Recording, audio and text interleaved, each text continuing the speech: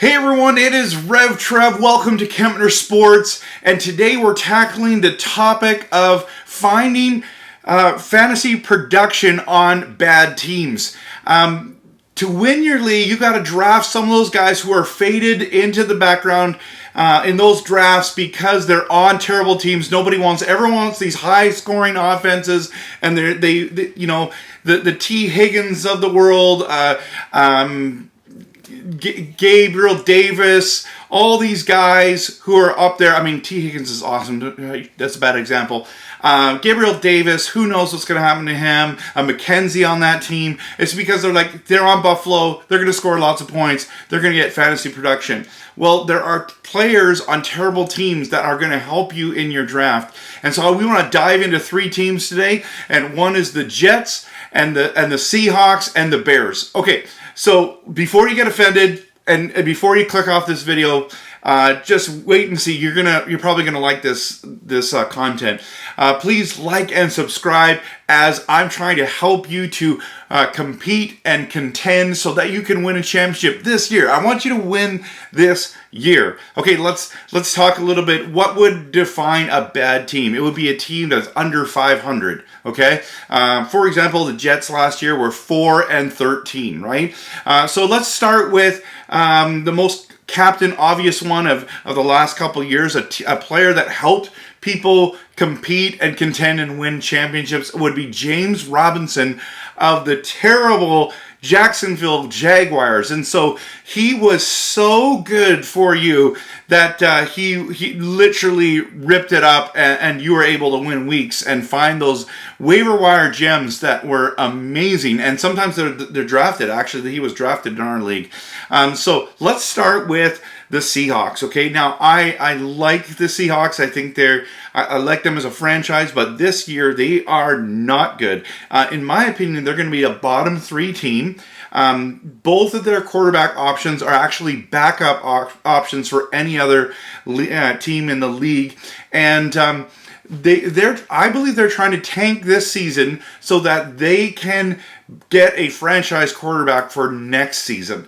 And so in saying that, let's talk about DK Metcalf. Okay, DK Metcalf last season was his ADP, his average draft position, or this year, this year's average draft position is that he is wide receiver 19, and he's picked overall number 50 coming off the board. So that's actually significant value. Why is he so high and he's on a terrible team? Because he is an elite wide receiver. If he was in Green Bay, he would be getting crazy love. He'd be a top 5 pick. So in standard last year, he had 169 fantasy points. In 0.5 PPR, he got 206. So he actually had real production. Now you say, well, he had Russell Wilson last year. Well, hold up, time out, wait a minute. Russell Wilson was not great last year. In fact, he only played 14 games, and of those games that he played, there was, I believe, 4 games where he was under 10 fantasy points. He also missed 3 games due to that injury, and so he did not have a good year. Russell was not great last year. He was okay, but with an injured Russell Wilson, this is what DK Metcalf got in 14 games of production. 75 catches, 957 yards, and 12 touchdowns. Did you know that DK had 12 touchdowns last year? I didn't know that until I started researching it. So I would actually say DK Metcalf in the 4th round, 5th round, I'm actually okay there. Sometimes he's dropping a little bit lower in that 5th round or early 6th. That's good value. Pick him up, even though, who else are they going to throw to? They're going to throw to DK. He's he's a man among men, actually, in the NFL. He's a man amongst men. Amongst men. He's a monster. There's lots of monsters in the NFL. Okay, so let's talk about Tyler Lockett. I love Tyler Lockett as a player, super talented, but I'm out on him. It's the long ball that him and Russell Wilson had. Now Russell's gone. I don't want anything to do with Tyler Lockett. His ADP is wide receiver 38, overall 97. I mean, he's still got value, but he's not going to win you a league. He's not going to bust out and have. He was already a hit and miss player, so I'm out on Lockett. And I'm okay with Penny and Walker. In fact, they might be some late round gems that might help you to really improve, not only for your bye weeks, but they might turn it around and have some 100-yard games and have a touchdown or two and help you to win weeks, especially if you face some injuries. So that's my Seahawks content. Let's move to the Bears, right? The Bears, right? Everyone's so high on Mooney. Mooney. It's like, oh my goodness. Now, his ADP is higher or lower than DK Metcalf, wide receiver 23. He's overall around 61. And so, in my opinion, it's only because of volume. It's not that Mooney is a super talented wide receiver. He's going to have a lot of opportunity to catch balls because there is no one else in Chicago. And Justin Fields, I think, because that O-line's so bad, he's going to be running for his life. Mooney's going to get open. He's going to get some stuff. So standard, I would stay away completely from Mooney.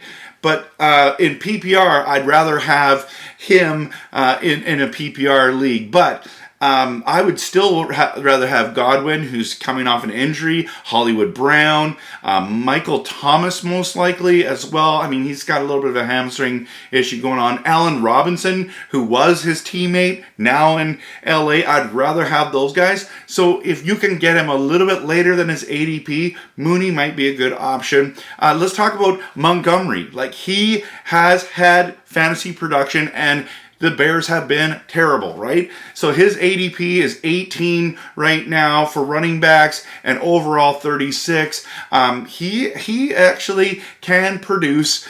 He can be like running back 2 quality and help you compete and contend. So, but then there's people like Cole Kmet. Everyone's talking about him as a tight end, and I'm staying away from Cole Kmet. He's actually not getting drafted high. He's tight end number 14. I think there's way better options like Hunter Henry, Irv Smith, all those late end guys that are way better than Cole Kmet. I mean, but he could break out. It's a possibility. Okay, let's dive into the last team. The last team is the Jets. Now, the Jets, you're saying, how dare you? The Jets are going to be awesome this year. Are they?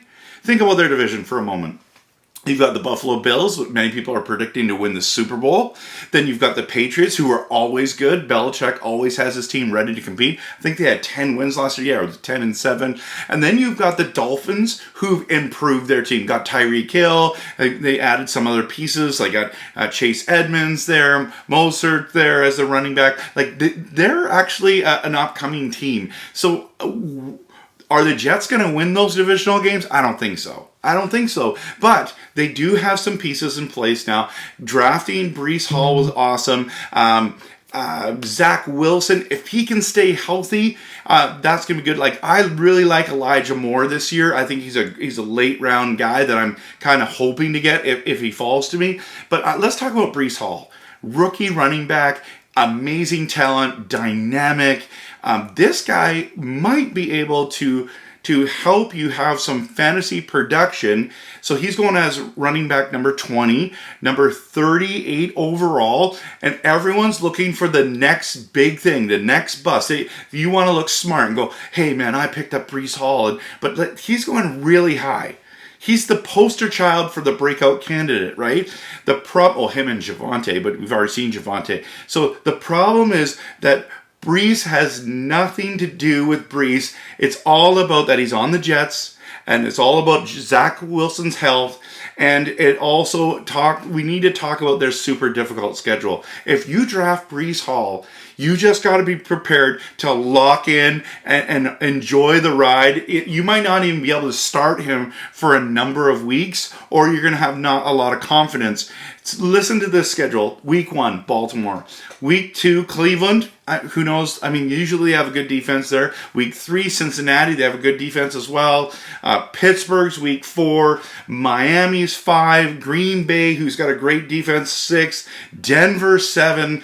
The Patriots 8, Buffalo 9, who's a lot of people are picking the Buffalo Bills as the number 1 defense overall. Then they're on a bye week, week 10, and week 11 they go back. They're back against the Patriots. So it's going to be rough. Like, you better buckle in, or you might be trading him. You might just watch him and say no, but listen to the fantasy playoffs for Breece Hall.